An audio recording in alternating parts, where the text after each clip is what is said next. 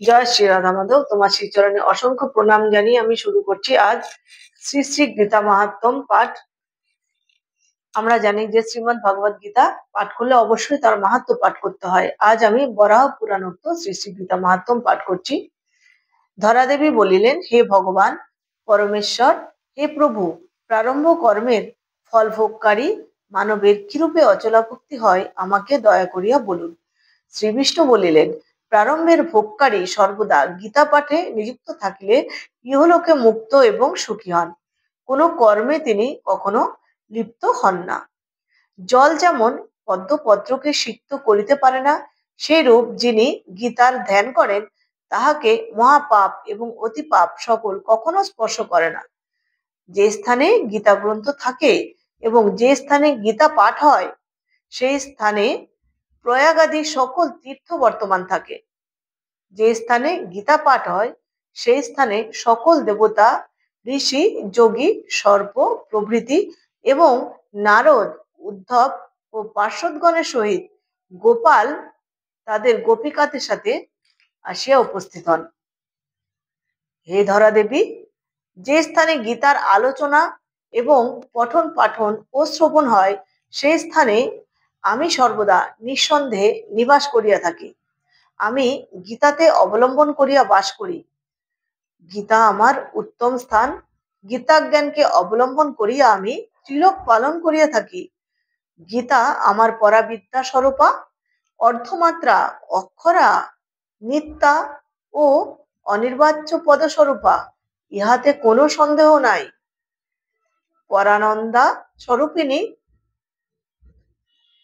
চিদানন্দা স্বরূপ শ্রীকৃষ্ণ নিজ মুখে বেদত্রয় স্বরূপা পরানন্দা স্বরূপিণী তথার্থ জ্ঞান সংযুক্ত গীতা অর্জুনকে বলিয়াছেন, যে ব্যক্তি একান্ত মনে প্রতিদিন গীতার অষ্টাদশ অধ্যায় পাঠ করেন জ্ঞানে তিনি সিদ্ধি লাভ করেন এবং তাহার পর পরম পদ প্রাপ্ত হন। যিনি গীতার সম্পূর্ণ পাঠে অসমর্থ তিনি যদি উহার অর্ধাংশ পাঠ করেন তাহা হইলেও তিনি নিঃসন্দেহে গোদানের পুণ্য লাভ করিয়া থাকেন। গীতার 1/3 পাঠকারী গঙ্গা স্নানের ফল লাভ করেন এবং 6 ভাগের 1 ভাগ মাত্র পাঠ করিলে সোমযোগ করিবার পুণ্য লাভ করেন। হে বসুন্ধরে, যে ব্যক্তি প্রত্যহ ভক্তি সহকারে মাত্র একটি অধ্যায় পাঠ করেন তিনি শিবলোক প্রাপ্ত হন এবং শিবের সহচর রূপে চিরকাল তথায় বাস করেন। হে পৃথিবী, যে ব্যক্তি প্রতিদিন 1 অধ্যায় অথবা তাহার 1/4 পাঠ করেন তিনি 1 মন্বন্তর পর্যন্ত মানব জন্ম লাভ করেন। যিনি গীতার 10, 7, 5, 4, 3, 2 অথবা 1 অর্ধাংশ শ্লোক নিত্য পাঠ করেন তিনি 10 সহস্র বৎসর চন্দ্রলোকে নিশ্চিন্ত বাস করেন। মৃত্যুকালে গীতা শব্দ উচ্চারণ করিলে মানব অতি উত্তম গতি প্রাপ্ত হন। গীতাধ্যায়ী ব্যক্তি মৃত্যুর পর মানব জন্ম লাভ করিয়া থাকেন। পাঠক বারবার গীতা পাঠ করিয়া শাশ্বত মোক্ষ প্রাপ্ত হন। মরণ উন্মুখ ব্যক্তি গীতা নাম উচ্চারণ করিয়া পরমাগতি প্রাপ্ত হন। গীতার অর্থ শ্রবণ অনুরক্ত ব্যক্তি মহাপাপী হইলেও বিষ্ণু লোকে গমন করিয়া বিষ্ণুর সহিত আনন্দে বাস করেন।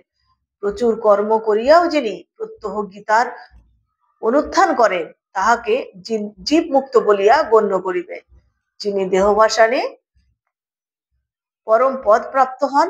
জনক প্রভৃতি বহু নৃপতি গীতাকে অবলম্বন করিয়াই ইহলোকে পাপ মুক্ত বলিয়া খ্যাত এবং নিরাপদ হইয়া গীতা পাঠ করিয়া পরম পদ লাভ করিয়াছেন।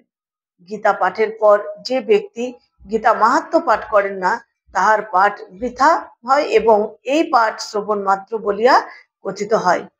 যিনি এই মাহাত্ম্যের সহিত গীতা পাঠ করেন তিনি গীতা পাঠের ফলস্বরূপ দুর্লভ গতি প্রাপ্ত হন। শুদ্ধ বলিলেন, এই শাশ্বত গীতার মাহাত্ম্য আমার দ্বারা কথিত হলো। যিনি গীতার পাঠান্তেই গীতা মাহাত্ম্য পাঠ করেন তিনি গীতা পাঠ ফলের কথা যাহা উক্ত হইয়াছে তাহা লাভ করেন। ভগবান শ্রীকৃষ্ণের মুখ নিঃসৃত বাণী শ্রীমদ্ ভগবদ গীতা। এটি গীতা উপনিষদ সমগ্র বৈদিক সাহিত্যের সার। ভগবান শ্রীকৃষ্ণ তার প্রিয় সখা অর্জুনকে কর্তব্য কর্মে উদ্বুদ্ধ করার জন্য, প্রকৃত ক্ষত্রিয় ধর্ম পালন করার জন্য কুরুক্ষেত্র যুদ্ধের প্রারম্ভে এই গীতা জ্ঞান দান করেছিলেন। তিনি অর্জুনের মধ্য দিয়ে সমগ্র জগৎবাসীকে তিনি এই গীতা জ্ঞান দান করেছিলেন। আমরা জীবনে চলার পথের সঠিক দিশা খুঁজে পাবার পন্থা হলো এই গীতা জ্ঞান। গীতা জ্ঞান পাঠের মধ্য দিয়ে আমরা সমস্ত সমস্যার সমাধান করে জীবনকে সর্বাঙ্গ সুন্দর করে গড়ে তুলতে পারি। ভগবান শ্রীকৃষ্ণ বলেছেন যে গীতায় আমার উত্তম স্থান, আমি গীতাতেই অবস্থান করি। যে ব্যক্তি প্রত্যহ গীতা পাঠ করেন, অর্থাৎ গীতাকে অবলম্বন করে জীবনযাপন করেন, ভগবান শ্রীকৃষ্ণের প্রিয় তিনি হন। মৃত্যুকালে গীতা শব্দ উচ্চারণ করতে করতে কেউ যদি দেহ ত্যাগ করে, তবে ভগবানের পরম পদ প্রাপ্ত হন। কারণ ভগবান শ্রীকৃষ্ণ নিজেই গীতাতে বাস করেন। এটি তো ভগবান শ্রীকৃষ্ণের মুখ নিঃসৃত বাণী। ভগবান শ্রীকৃষ্ণ বলেছেন, যিনি প্রত্যহ গীতার একটি মাত্র শ্লোক কিংবা কিছু অংশ মাত্র পাঠ করবে, তবুও সেই ব্যক্তি আমাকে প্রাপ্ত হবে। যদি তা পাঠে অসমর্থ হয়, গীতার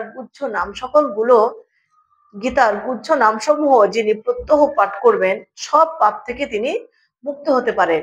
ভগবান শ্রীকৃষ্ণ গীতার গুচ্ছ নামসমূহ বলেছেন যে গঙ্গা, গীতা, সতী, সাবিত্রী, সীতা, সত্যা, পতিব্রতা, ব্রহ্মাবলী, ব্রহ্মবিদ্যা, ত্রিসন্ধ্যা, মুক্তি গহিনী, অর্ধমাত্রা, চিদানন্দা, ভবগ্নি ভ্রান্তি নাশিনী, বেদত্রয়ী, পরানন্দা, তত্ত্বার্থ জ্ঞান মঞ্জুরি।